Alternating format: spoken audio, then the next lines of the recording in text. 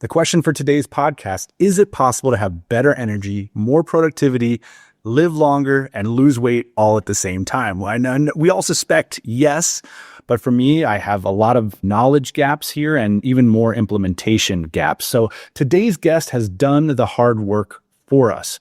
He says yes, and what's shocking is that his recommendations are surprisingly doable and, dare I say, normalish. But importantly, they aren't all common sense, at least where I come from. So I love health information, and I've read a lot of books on the topic and YouTube videos. We've all seen this kind of stuff. But for me, a lot of the information is attached to specific elimination diets like keto, or they come in the form of tips and tricks like sunlight exposure, vitamin D, and like 100 other things that you need to do every day.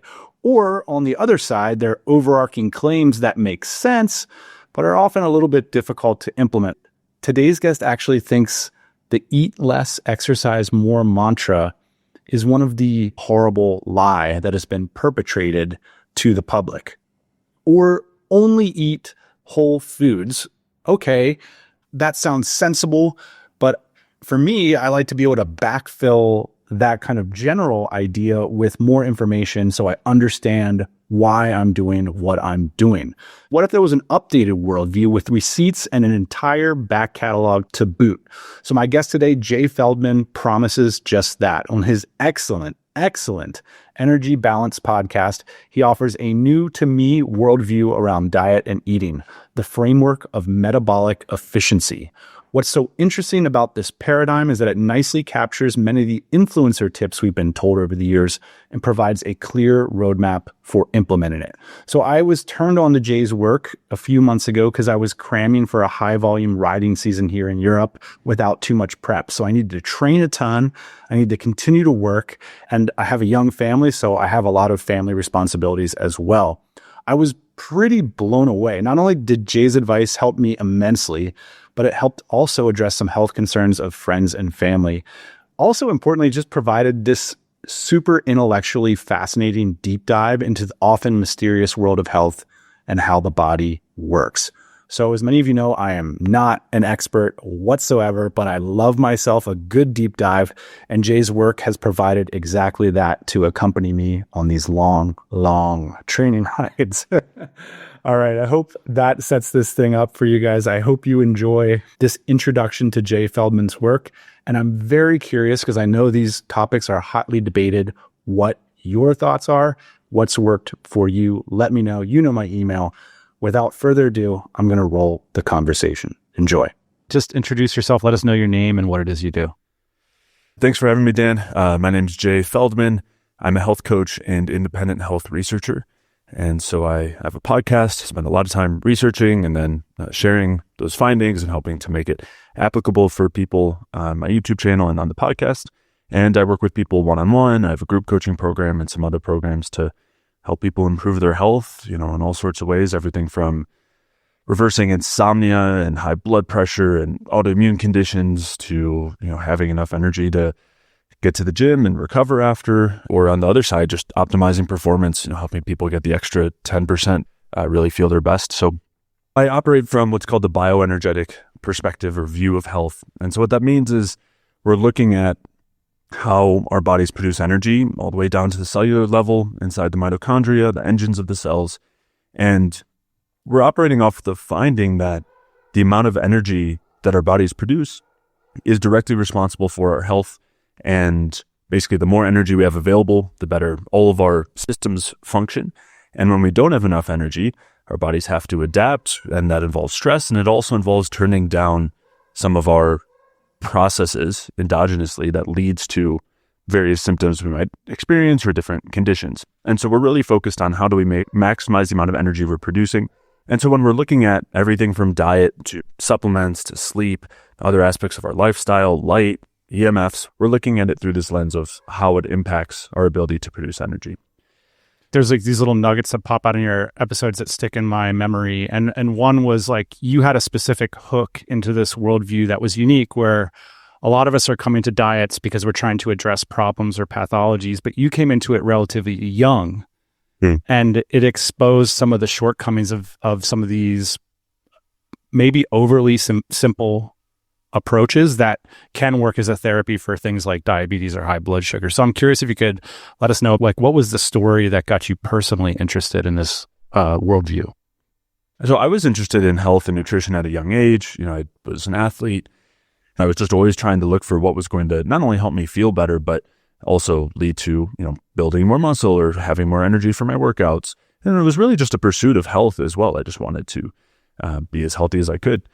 And so that led me down all these different dietary paths. And, especially paleo had become popular at that point, and different low carb movements. And I jumped into those and did different versions of ketogenic diets and cyclical ketogenic diets and intermittent fasting. I was listening to podcasts, I was reading articles and trying to fitting all this into my worldview. And I wasn't personally feeling what I felt like I was promised in some of these perspectives. And, I felt like I really understood it at the time. But when I came across basically this bioenergetic perspective, this idea that when we're on a low carb diet, we're actually creating some inefficiencies in our mitochondria that leads to less energy production and, less carbon dioxide production and some things that I just never thought of before.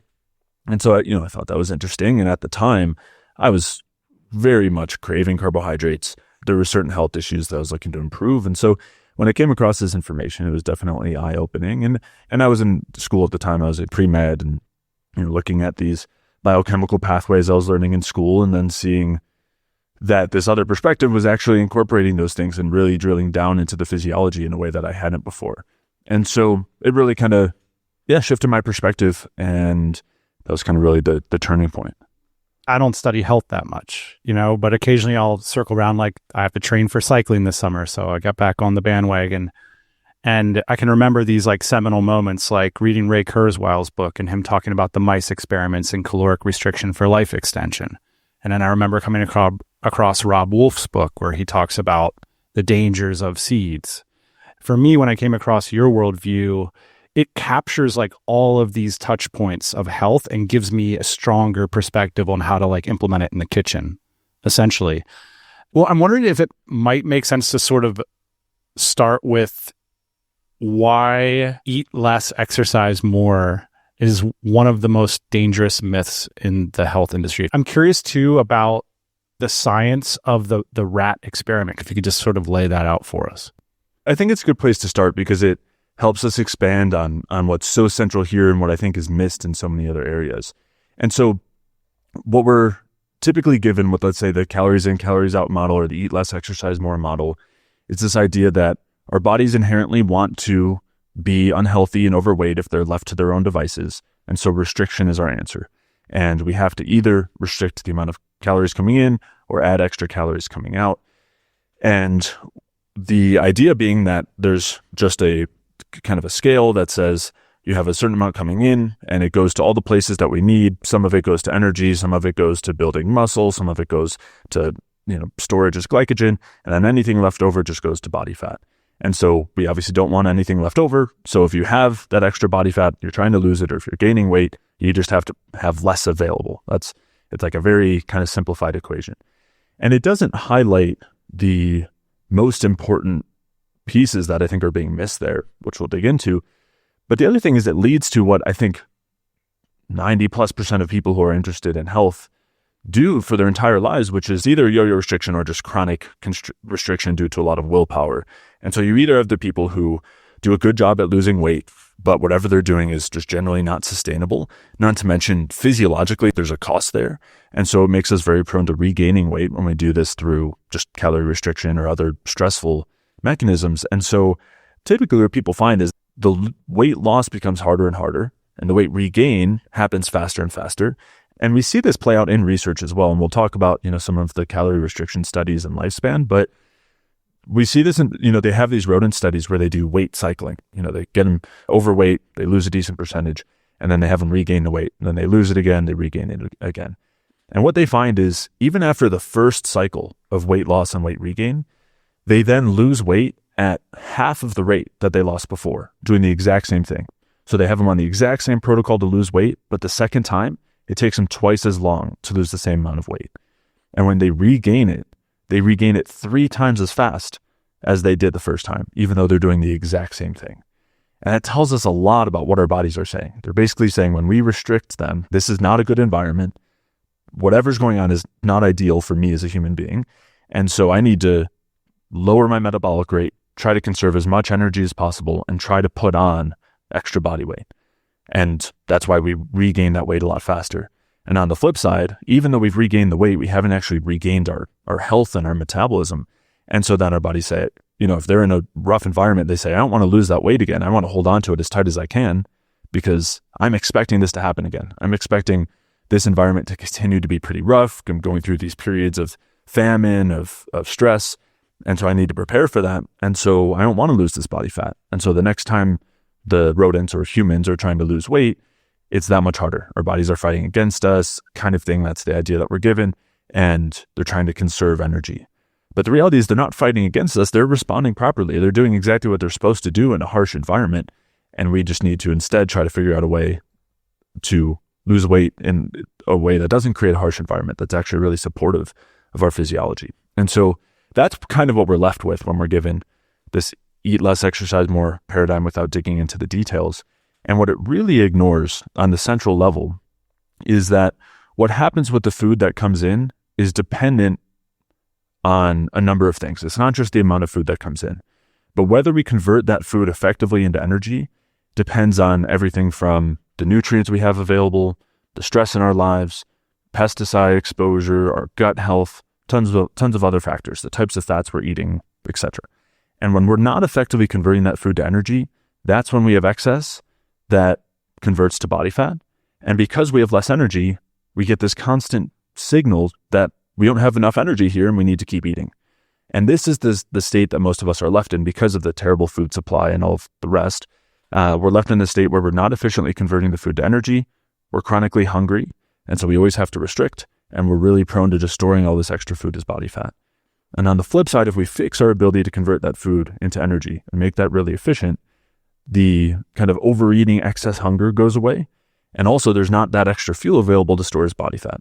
And that's where we can actually lose weight while still having the energy available, not relying on this restriction, and also not feeling bad in the process. Because when we don't have energy, that's not just energy to move around, that's energy that our body needs for good digestion, for good immune function, for good cognitive function. So, reproductive function, libido, reproductive hormones. It's that's really where we want to place our focus. And I think that's the biggest thing that's missing in kind of the general paradigm. You can have a full stomach full of a bunch of whatever, and your body's still like, I need a particular thing here, so I'm still hungry. You're not giving it to me. If we want to get our metabolism working more efficiently and more robustly, if you need something relative to, say, 2,800 calories, but you eat 2,000, there's like an 800 gap there that your body's like, yo, I'm going to like shut down some stuff today. Well, I guess I'm not going to do the bone repair. I guess I'm not going to do this because you're not giving me the fuel that I require. So I'm basically sending hunger signals your way. Your body knows what it's doing here. You just need to understand how to interpret the signals more appropriately. I mean, this whole approach, this kind of eat less, exercise more, really came out of like food industry. You have a company like Coca-Cola that says it's not anything specific about Coca-Cola that's not ideal for your health. It's just all about calories. You just need to make sure you're not eating too much. It doesn't matter if it's Coca-Cola or fruit or potatoes or chicken breast. It's all the same. It's just the amount that you eat. So don't blame us. But the reality is that we only have to rely on that restriction when we are eating this kind of standard Western diet and living a standard Western lifestyle. But if instead we are intentional about what we're eating, we're giving our body the actual nutrients it needs, we're avoiding the things that really interfere with our ability to produce energy, then we can actually eat the amount that our bodies are asking for that they need to function optimally and not be worried about it being converted to body fat. And that's the direction we want to head. And we've been inundated in every lane from this perspective that it's literally just, we are gluttonous. It's your fault if you're overweight or if you're trying to lose weight. You just need to eat less and exercise more. That's all that it comes down to. But the reality is that if we're health focused, if we actually maintain proper metabolic health, you don't have to rely on restriction like that. And you can actually eat in a comfortable way. And as you said, it's not about eating enough that you're feeling full and just filling up on salads, but you can eat real food and actually be satisfied and not always be saying, yeah, I want that brownie, but I'm not gonna have it now. Maybe I'll have it on the weekend, So it really ends up leading to a lot of freedom. And as you said, it allows us to actually listen to our bodies and respond properly, and really gets us out of this mindset of just this constant fight, right? This idea that our body signals are working against us and we need to constantly fight them, as opposed to recognizing that those are built in after many, many years of thousands of years, millions of years of evolution, and recognizing that, we want to properly respond to our environments. Our bodies are pretty intelligent in that way. And we've just learned to tune them out because we've been taught that they're the problem as opposed to everything else around us. What was the misunderstanding with the rat study? Because I feel like this comes up in Kurzweil is very influential. Poulin, there's a bunch of these seminal, thoughtful, high-end works on health that really perpetrated this idea that if you kept the fire in your body dim, that somehow you would live longer. And this feels like the crux of the issue. Once you accept the idea that a higher metabolic rate could lead to better health outcomes and longevity outcomes, it cracks the worldview a little bit. But I'm really curious about this concept of what happened with the rats. What happened with this idea that restriction, even I see Brian Johnson, he's a leader in the space. He talks about how he's trying to be under 300 calories a day. And now you're saying, well, why don't you ramp up your metabolism to 2,800 a day and then eat the whole way there? I think what most people do is they do one of those kind of crash type diets and they say, if I had just stuck with it longer, I would still be at that weight. But the reality is this is built into your physiology. You're not supposed to do that. It's not aligned with your health. And so what we actually want to go for is something that's supportive of our health, actually allows us to feel better, and the weight starts to come down as a byproduct of that. It's not a weight loss focus, it's a health focus, it's a metabolism focus.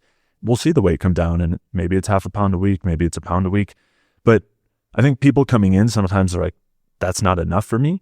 But once they actually start to do it, they're like, I don't care if it's only half a pound a week. I feel way better than I ever thought that I could, and I'm losing weight in the process. That's amazing. I can do this for my whole life. This is how I want to feel. This is how I'm comfortable eating this way. This doesn't require that I never touch a carbohydrate again, or that I can't eat for 2/3 of the day. So I can do it. That's fine. I'm happy doing this. And then the weight will come down in the process. And it's not weight loss that you have to keep gaining and losing and gaining and losing. The idea is that this is the last time you have to see the scale go down because it's not going back up. Help me to understand how one would lose weight if you're eating the amount of calories every day that your body needs. Because there's still a big part of my brain that says, well, I got to eat a little bit less than that to lose weight, don't I? So in some ways, the answer is technically yes. But I think it's more so that we're superimposing a really simplistic equation onto a slightly more complex view that I think we can get to a point where it doesn't have to be so complex that we don't understand it. But I think we're trying to fit a square block into a circle hole kind of thing. So what I would essentially say is what we want to see happen is we have enough fuel coming in that is really efficiently converted to energy, and we have enough energy available for all of our needs. That's kind of a generally good place to be. When that's the case, we're going to have essentially a scenario where some amount of fuel is coming out from our body fat as well. And as long as that fuel is being converted to energy, it's not going to get stored again as body fat. So we're constantly having a bit of a release there. Some of it will happen when you work out. Some of it will just happen from being at rest. And I did a slightly longer podcast episode where I created a graphic and kind of went through it with numbers. And I said, all right, we have 20 units of energy coming in, or we can call it calories. And this amount is going here, this amount's going here. And we don't actually have to eat any less. If we're just converting that food to energy really efficiently, we'll be losing some body fat and still having the energy available to go to the processes we need. I think calories are a helpful metric because it's the only thing we have for counting our food, and saying an apple is the same as a small portion of steak in terms of the amount of calories coming in. But we know that there's a lot more that differentiates an apple from a steak. So it's a helpful measurement for getting an idea of this is about the amount I'm eating day to day. And the reality is, if we're talking about a goal, I would say we want to be able to eat the same amount or more and still be able to see that we're losing body fat. What's happening underneath is we're taking that potential energy. That's what the calories are. We're really efficiently converting it to ATP. We're using it for our muscles and our bones and everything else in our brain. And so there's less available for storage. If you were to look at that on the calorie equation, if before you were eating 3,000 calories and gaining weight, and now we're losing weight, yes, you could say that the calories out increased because we're producing a lot more energy, and that's on the calories outside. So that's how it's happening. So what are the behaviors that we're doing that's hurting our mitochondria's ability to really process those units of energy and send them where they need to go? Broad overview of the foods that are really supportive here. Maybe that's a helpful place to start. Sure. Generally, I would say fruits, root vegetables like potatoes and sweet potatoes, cooked vegetables, meat, seafood. Those are really going to be, the centers of our diet, some dairy as well. By the way, when I told my wife dairy's back in the table, she was so happy. So you're a hero to her. She's like, we can eat cheese? Yes. Yeah, for one reason or another, dairy is always lumped in with the things that you need to eliminate, especially, with autoimmune conditions, skin issues, whatever kind of inflammatory issue it is. And people are really excited to be able to eat dairy and realize that it wasn't actually the cause of their issues. Although it brings us to an important point, which is one of the central pieces here is digestion and our gut health and how well we're breaking down the food that's coming in and how well we're absorbing it and what happens if we don't. And so some of the foods I didn't mention are harder to digest foods: raw vegetables, grains and legumes, beans. Those types of foods tend to be a lot harder to break down, and they have a lot more fibers and anti-nutrients in there that tend to encourage the growth of harmful bacteria in our guts. And this is actually really directly related to how well we produce energy, because when we're not digesting our food well and we're feeding these bacteria and we have overgrowth of bacteria, some people might be familiar with SIBO. This is an overgrowth in the small intestine, but you can also have overgrowths in the large intestine too. And when you're eating a lot of these hard to digest foods, we feed those bacteria and they produce compounds that are toxic to us. I mean, this is why we get infections when there's too much bacteria in our body, right? That's what an infection is. And they produce some really toxic things that make us feel bad. Well, the same thing happens in our gut. When we're feeding these bacteria, they produce toxic things that we absorb, and it's not to such a large amount that we're actually getting sick, but it's kind of like a low-level poisoning of our mitochondria. And one of the main compounds here is called endotoxin. The chemical name is lipopolysaccharide, or LPS. And when this is produced by bacteria in our gut, it directly blocks the ability to produce energy. And they see moderate levels of endotoxin. It's called metabolic endotoxemia. They see this in insulin resistance. They see this in obesity. You see this in cardiovascular disease, neurodegenerative conditions. This is actually seen everywhere, and it's something that I think doesn't get enough attention. And what it basically means is that if our bacteria aren't healthy and we're feeding them with hard to digest foods, then we're poisoning ourselves and poisoning our ability to produce energy. So our gut health is really important here. And normally what that involves is that we shift toward a lot more of the easier to digest foods so that we're not chronically feeding those bacteria.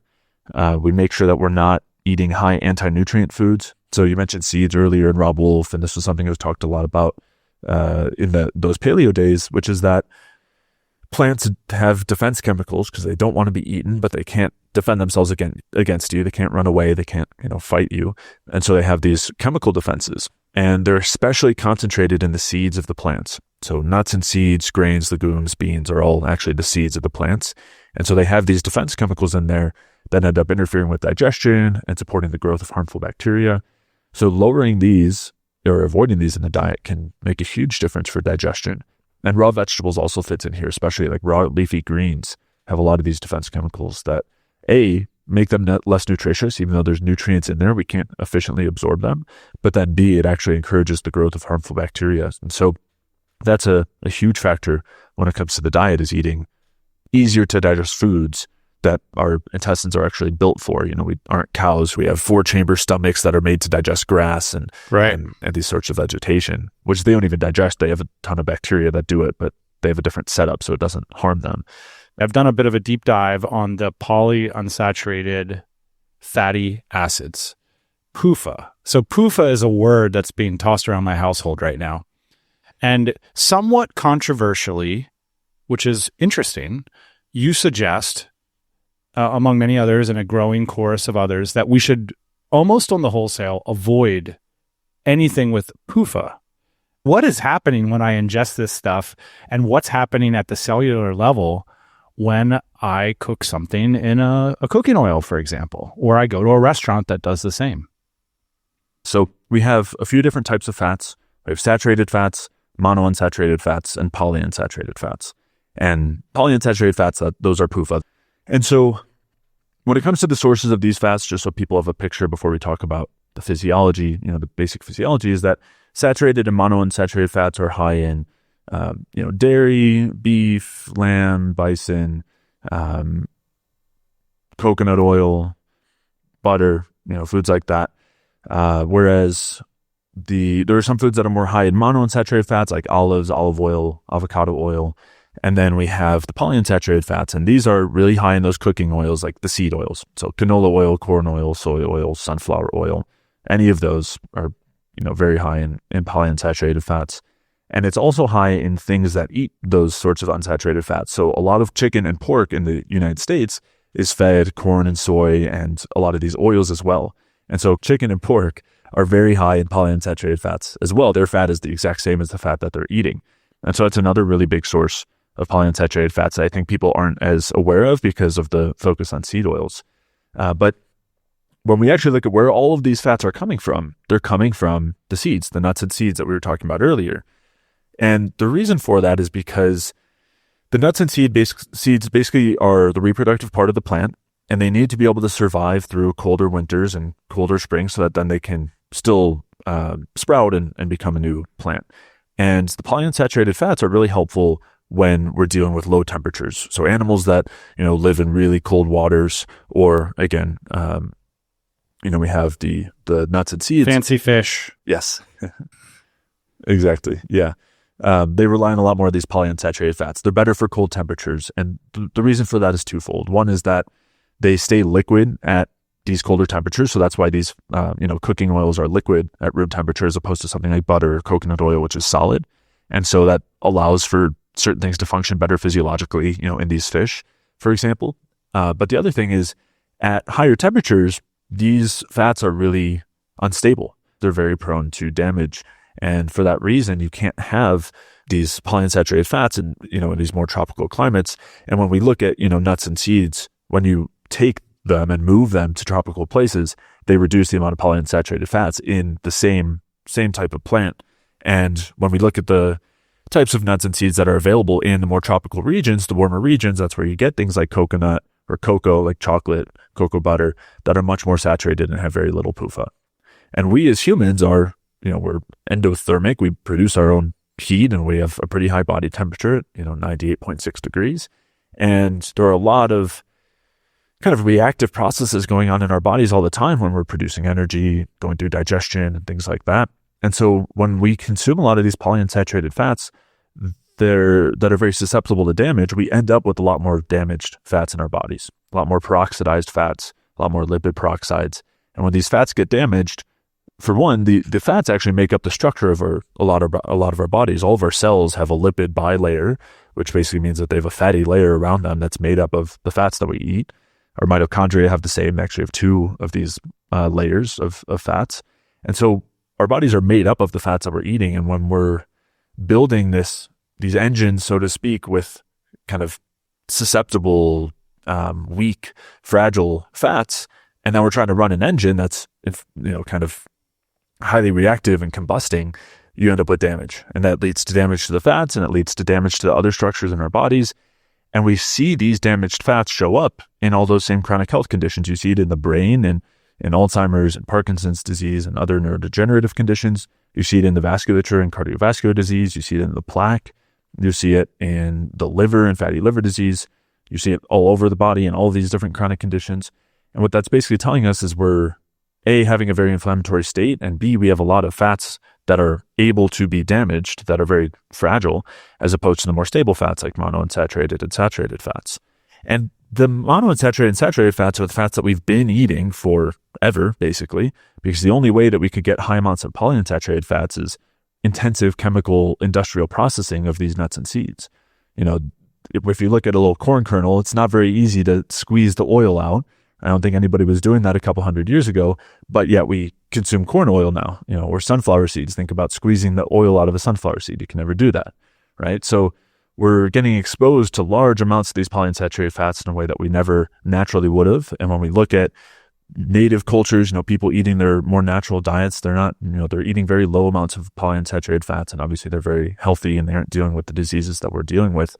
And coming back to the fragility, and then I'll let you hop in, which is that when we have these more fragile fats in the engines, not only are they more susceptible to being damaged, but they also are actually leading to less efficiency of our energy production. Because one of the ways that we produce energy is very similar to like a dam, a hydroelectric dam, where you have all the water on one side, you have a big wall, and then you run it through a turbine or something to produce energy, right? And you need all the water going through there. The polyunsaturated fats are kind of like if we had a leaky dam wall, right? They're not very stable and they allow for ions to pass through in our mitochondria, but it's kind of like the water's leaking through. And so you have a lot less pressure for actually producing energy, and we're just letting the water through the wall itself. And so we end up producing energy a lot less efficiently. And this comes back to one of your earlier questions that, maybe we'll circle back to, which is the rate of living theory of aging, and this idea that if we have a higher metabolic rate, we're going to die sooner. And so we want a low metabolic rate. The polyunsaturated fats in our tissues actually fit right in here, because what they've found is that when they look at animals that have a lot of polyunsaturated fats inside their tissues, they don't produce energy as efficiently. So they need a much higher metabolic rate to get the same energy output, because they're doing it so much less efficiently. And so mice have a really high metabolic rate. And the reason for that is not because they have a lot of energy. It's actually because they have to waste a lot of energy in the process, waste a lot of fuel to get the same amount of energy that we would. And this is actually why they have a shorter lifespan and they age faster. It's because of how inefficiently they produce energy and how much damage that creates with these fragile fats compared to animals that live longer. And what we find is when we look at all of the species, the ones that live the longest have the least unsaturated tissues, meaning that there's they're more saturated. So if you compare us to birds, let's say, our tissues are much more saturated. When you compare birds, which live 30, 40 plus years, compared to rodents like mice and rats, the birds have much less unsaturation. And what we're doing now is we're making ourselves less saturated. We're eating more of these polyunsaturated fats and, the corn oil, seed oils, all of the rest, and the animals that are fed those. And then we're basically going to be creating the same issues that cause shorter lifespan and faster aging. That's fascinating. Part of the reason this is controversial, like amateur looking from the outside, is that it's hard to get like, quote, really great science on this stuff. It's all expensive, and there's a lot of people running experiments personally, and the science has led us astray in Western culture a gazillion times. It's also done many great things, part of the process. But a lot of the best, quote, best science around PUFAs is funded by the food industry, and is definitively in favor of PUFA being at least equal, if not in many cases superior, to ingesting saturated fat. So if you were to do a science deep dive on this topic, an amateur like me might emerge saying, well, PUFA seems just fine. And so I'm wondering, like, how much does that unnerve you on a daily basis? Because people will, if you look at like Reddit threads and stuff, they will just confidently say like, all you got to do is read the science and PUFAs are fine. And for you guys, the Bioenergetic View, it's the first podcast episode. It's like, we got to get rid of PUFAs, and then we do all the rest. Yeah, it's frustrating, of course. And I think there's a lot of areas that we've been led astray. And there's a lot of things that have been done medically, nutritionally, that we've later recognized a couple decades later, whoops, we were wrong. That medication was actually causing cancer or not helping the thing it was supposed to help with. And, we'll take it off the shelves now. Sorry to everybody who might have taken it. That kind of thing happens a lot. And on one hand, there's industry behind it. There's also the design of a lot of the research that comes into play here, because one of the biggest factors with the fats that we consume is long-term effects versus short-term effects. And so short-term effects, especially, you can see some benefits with PUFA, but the problem really becomes when we're eating enough of them to change the composition of all of our tissues. So as we change those out and we start to incorporate more of the polyunsaturated fats into the tissues, that's when you start to see a lot of these issues come up. as opposed to just short term for several weeks, several months even, making a dietary change. It's a lot of the research points in the direction of a plant-based diet being healthy. There's a lot of research as well that basically shows if you switch to any diet from a standard Western diet, you're going to see health improvements. Right. There's a lot of challenges with it. A lot of the older research as well, would lump trans fats in with saturated fats, and that really confounded a lot of research. So there's a number of issues with it, but we do some of those deep dives in the podcast, of course, and explain why, despite some of those headlines, I still would highly recommend avoiding the polyunsaturated fats. There's so many confounding things in the health space. Like there's this scientific research that says wine expands your lifespan, but then they figured out that it just thins your blood. So if you have arteries, like you'll stay alive for a little bit longer. I know you don't like to do this, but maybe just for me, we could walk through like a baseline diet of like what a day of eating might look like, both in terms of food items and macro breakdown that our listeners could maybe just experiment with. I'll give some examples here, and then I'll also point listeners in the direction of some places where they can kind of fine tune a little bit based on their needs, and we talk through how to do that. Maybe a starting macro split could be 20% 20% protein, 50% carbs, 30% fat. I think that could be a good starting place for a lot of people.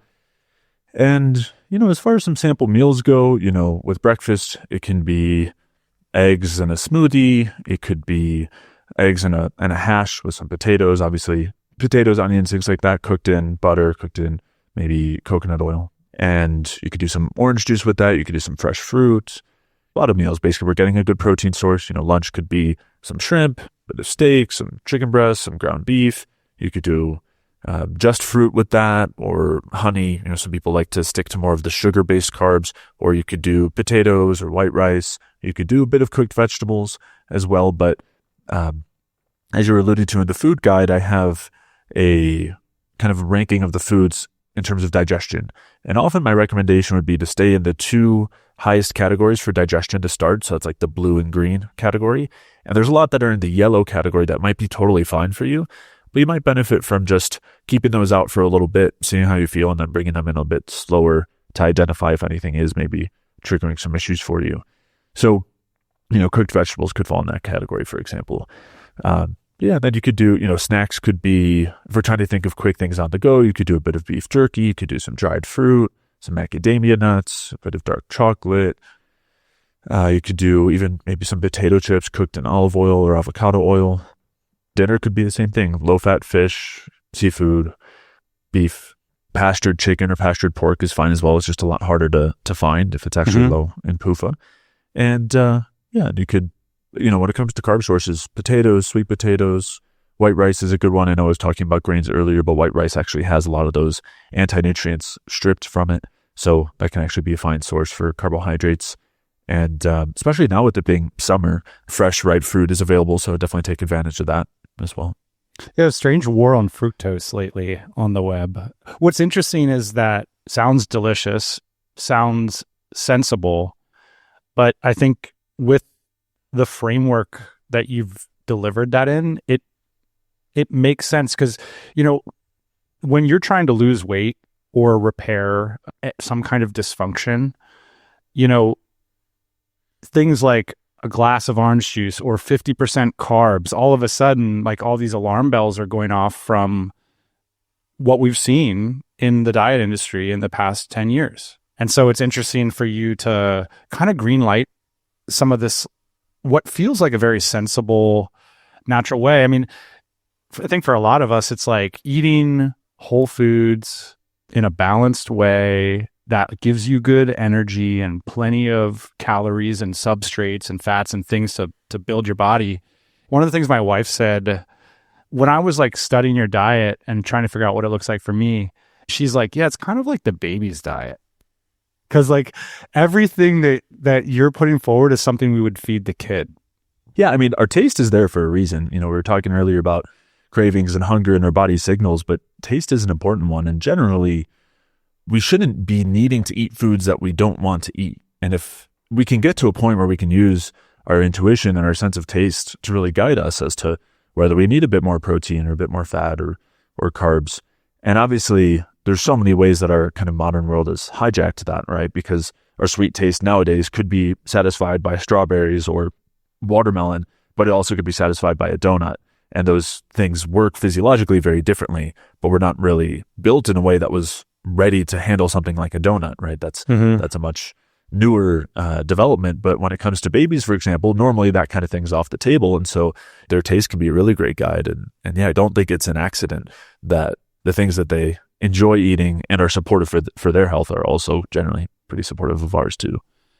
One of the things that's interesting about your approach is like the intellectual humility to it. And you seem to be curious about the horizons. And nutrition is changing so much. There's a lot that we simply don't know. I'm wondering if you could help us amateurs, like what are some of the horizons of nutrition right now? What are some of the things that you're hoping that we get more information about? What are the dark areas right now as you see them? And are there any ideas you currently hold? I think on one hand, like I'm not typically too concerned about what's new in research. A lot of what I have found and built on are things that have been true and established for a long time. But I think part of it is also a matter of sifting through the noise.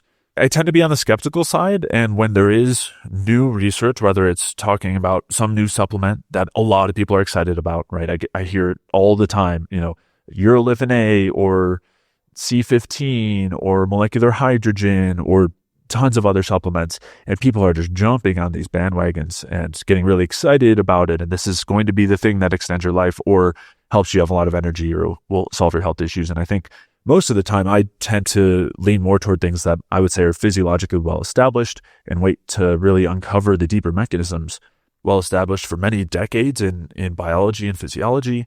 And when it comes to the things that are maybe more fringe or more newer, I tend to take a much softer and slower approach.